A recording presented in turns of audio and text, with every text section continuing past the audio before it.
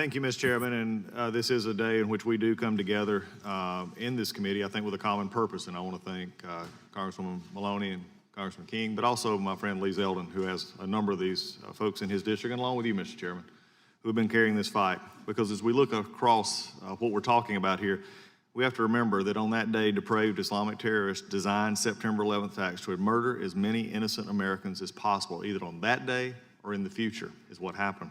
Those attacks killed almost 3,000 people and left a smoldering pile of toxic debris in New York. In the wake of such depravity, thousands of rescuers responded with nobility and courage.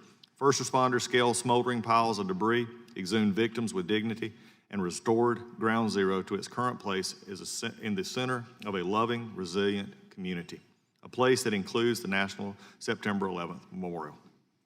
Even yesterday, this lives on. As I heard a story just yesterday that they had identified another victim 18 years later.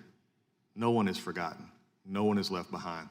That's what our country symbolizes. But it's also fitting Congress to do more than memorialize.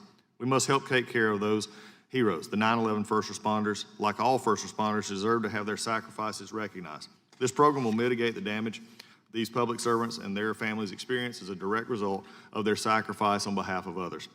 Legislation has been introduced to reauthorize the current September 11th Victims Compensation Fund, and while the fiscal impact of this legislation isn't clear at the moment, what is clear is our collective duty to see that our first responders are treated fairly in accordance with what they have already given to a grateful nation.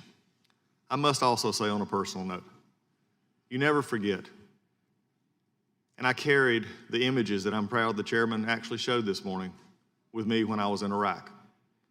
For the time I served there, was a reminder of the service that had already been given, not knowing on that morning what would happen, but knowing on that morning it would not be forgotten.